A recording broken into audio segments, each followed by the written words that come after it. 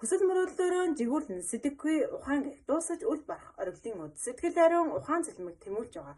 Эрхэм суу бэлэг та бүхэндээ оюун бэлэг цэцруулсан гахалт өдрийн мэндийг хүргэе. Намайг Алтан хоёроо өгтэй Бацая гэдэг. Би Монгол Улсын боловсролын сургуулийн боловсрол судлалын сургуулийн сэтгэл судлалын 2 дугаар курсад суралцдаг. Өнөөдөр миний илтгэх гэж байгаа илтгэлийн сэдэв сэтгэл хөдлөлийн халдвар ба нийгмийн харилцаанд үзүүлэх нөлөө гэсэн сэдвийн дор энэхүү илтгэлээ явуул. Та бүхнээс нэг асуултыг асууя. Сэтгэл хөдлөлийн халдвар гэж юу вэ? Сэтгэл хөдлөлийн халдвар хэмээх энэхүү зүйл бидний эргэн тойрон болоод нийгмийн харилцаанд бидний орчинд хэрхэн нөлөөлдөг вэ гэдэг асуултыг та бүхнээс асууя. Нэг тэргуунд бид бүхэн сэтгэл хөдлөл гэж яг юу хэлээд байгаа юм бол гэсэн ойлголтыг энгийнээр мэдхэн зүг баг. Та бүхэнд энгийнээр тайлбарлаж өгье.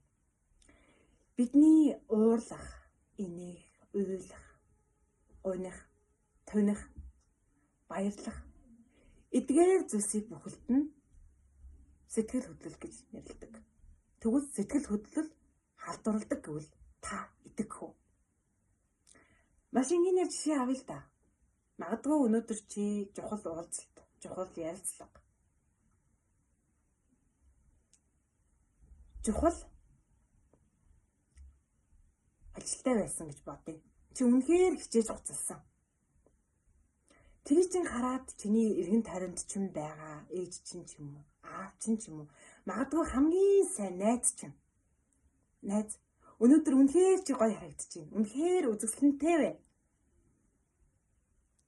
гэсэн үгийг сонссон чиний сэтгэл хөдлөл үнэхээр аз жаргалтай, гайхалтай байх болно.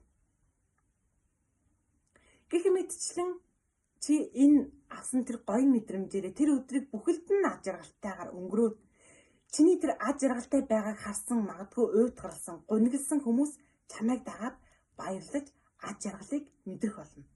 Үүнийг л эерэг сэтгэл хөдлөлийн халдвар гэдэг юм. Тэгвэл сөрөг сэтгэл хөдлөлийн халдварыг авч үзье л да.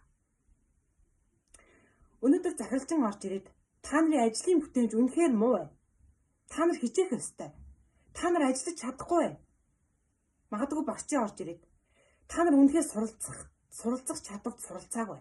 Өнөөдөр үнэхээр та нар шалгалтандаа үнэхээр тааруу дүн авсан бай гэсэн тэр үгийг сонссон та бүхэн тавгуутаж эхэлнэ. Үүнийг л сөрөг сэтгэл хөдлөл